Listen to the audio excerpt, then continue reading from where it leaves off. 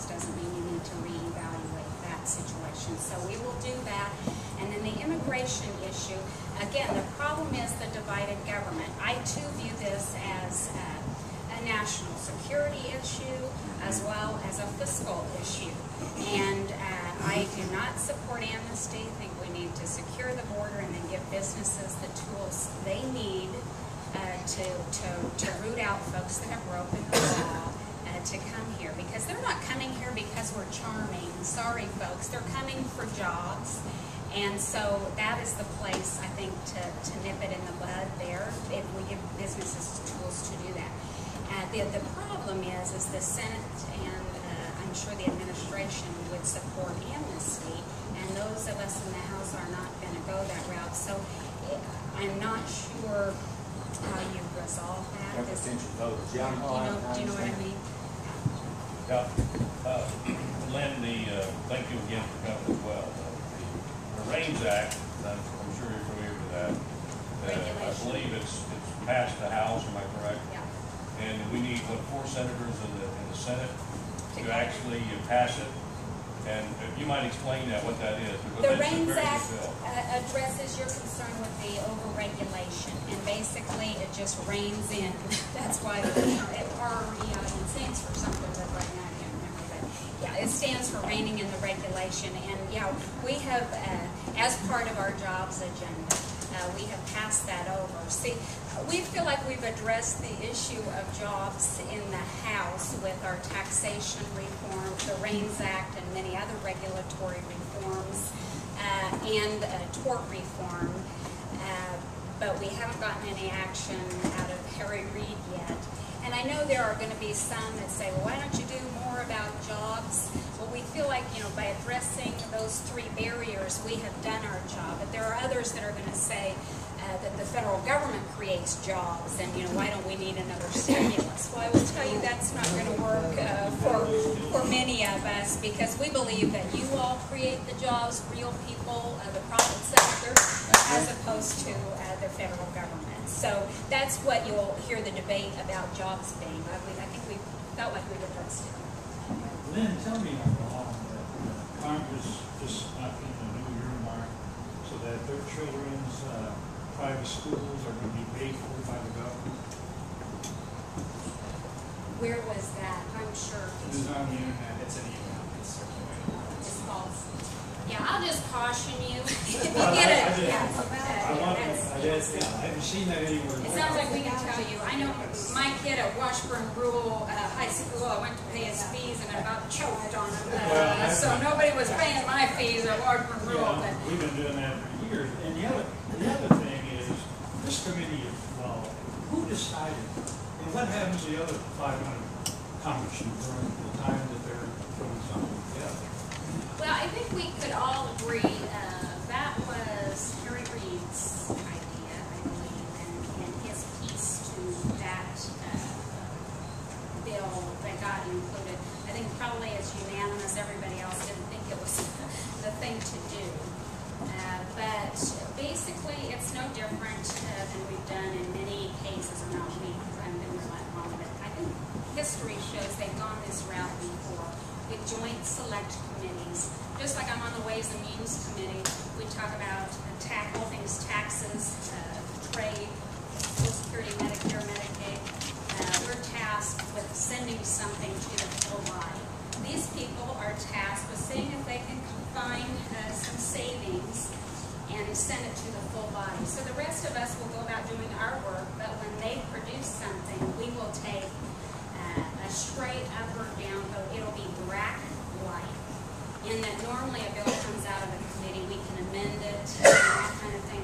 This is so touchy. If we can actually find the sweet spot that everybody agrees these are where the cuts need to come from, that rather than play gotcha on the floor with amendments, we're just going to take a straight up or down. So the rest of us will have a say in that, but it will be up to the committee, as it is in Ways and Means to do taxes, to do. The other question I have is on immigration. Right now, we're going through we're going through each person's immigration now that's over here. I saw that. Can you explain to me what that's all about now? Well, They're saying they're putting the criminals behind, they did the last of this stuff, but are they in this situation now where they're gonna give them some kind of amnesty? Is that what they're doing? I hope not, but I read that in the paper probably as all of you did this morning. So that you have as much information about that as I do. This is a policy that the administration is kind of a new policy the administration has taken on. Is this an executive order? Well, the administration is doing this, and I would imagine there is going to be some oversight from at least a committee in the House that will want some answers.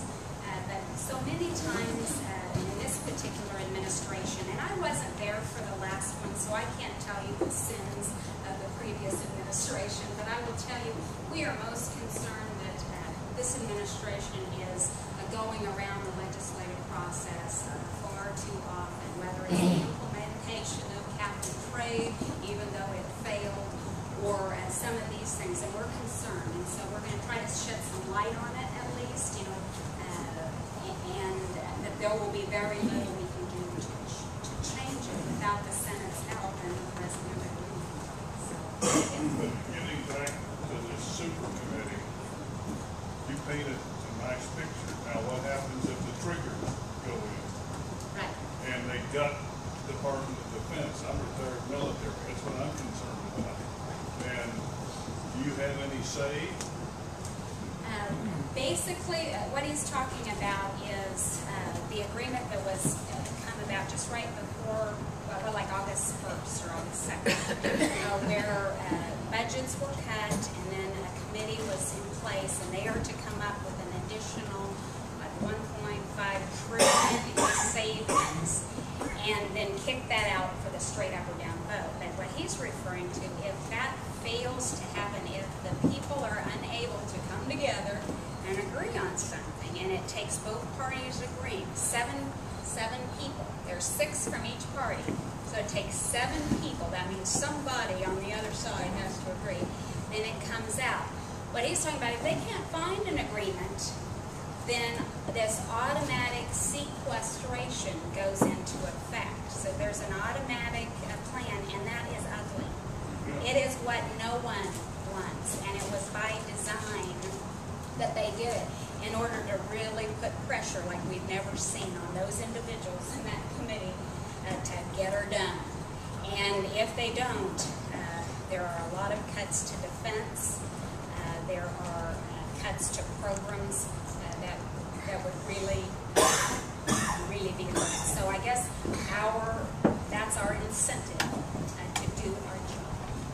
My point is, if they don't, and the trigger goes in, and 50% of the defense is going to gut things, we aren't going to be able to do much. Do you have any say? We can always, override it? the bill will either come out or it won't. If it doesn't come out, let's say it does come out, it could still be killed in either chamber, right? If it doesn't come out, and we're staring down some really ugly cuts, what we could do is go in and probably reprioritize the cuts. But we're locked into the dollar amount. I mean, we have to cut. The beast is off the chain in Washington. We have just gone crazy with the spending. So, but we could certainly have another shot as the full Congress on reprioritizing where those cuts. And so my real hope is that this committee might work and do their job. The backup is that the whole body would come together and come up with. Is the committee going to be bombarded by special interest groups?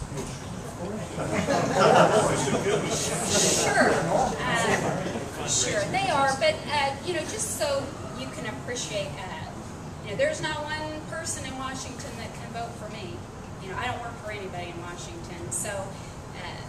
But then there's nobody on that committee representing the state of Kansas in any way, I can tell you that. No, I agree, but what I'm suggesting is, I think the people in that committee, the 3 I know from our conference in the House, they're tough old birds, and they're not going to be swayed by some lobbyists needing this or that. They're going to do what's right, not only for their constituency at home, the folks that they work for, but I think they're going to take a less parochial view. They're going to do what they think in their view is the best for the American people, for all of you. And then I will have a vote in the final say up or down if it comes out.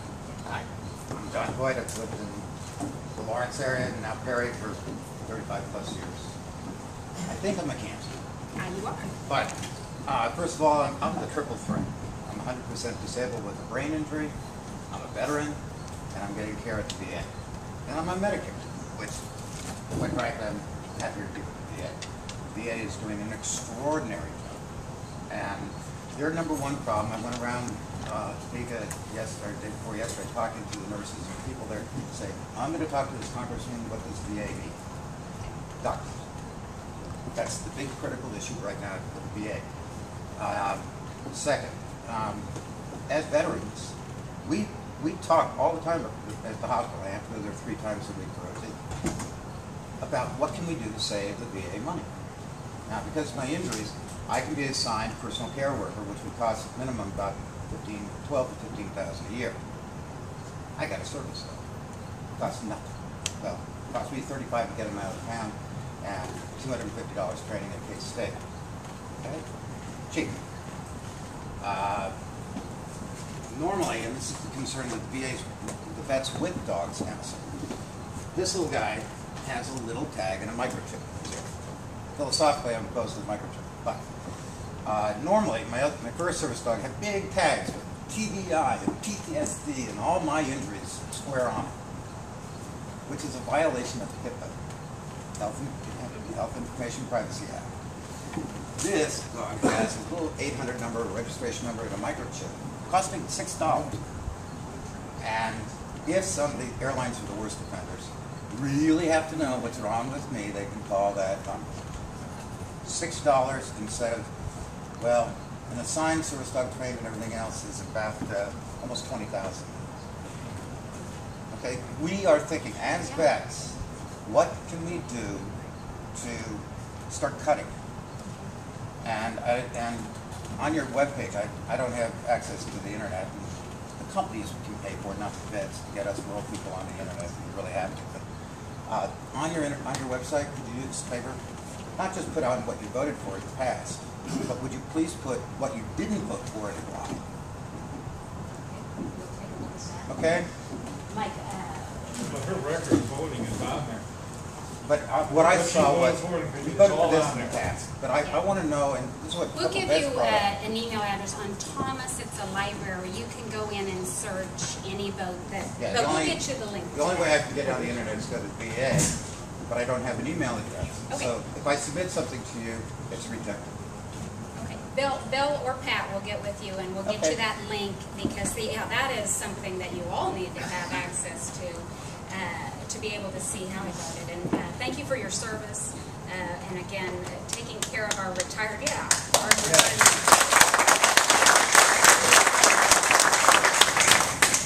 Immigration for a second. Why can't we identify who the illegal immigrants are and charge their government for their schooling and their health care, and then reciprocate back when we go over to their countries, pay the same amount? And the example would be Mexico. They wouldn't have to pay us a dime. All they'd have to do is start putting oil into our strategic oil reserve and pay for our military's oil and gas. And take it that way and give them a fair price for getting it out of the ground. But get some money back for what we're doing from where it's coming from. I think the problem there is the first, we can't identify them, and so that's why if we could get these tools in place, as they apply for jobs, that's where you identify them and can really deal with the problem. Right now, we just have a problem finding them. But do it. Okay, yeah, I'm all for it. How about these big benefits open up offices overseas and they're gonna have to pay taxes? They got one person in the building. They're gonna have your main office and get pay taxes. It's time that the billionaires and the millionaires start paying their fair share. And if people let them pay bonuses after they build them out the bank, they should be made to give back. you indicate exactly the problem that exists, that is the motivation behind fundamental tax reform. I believe Americans can compete with anyone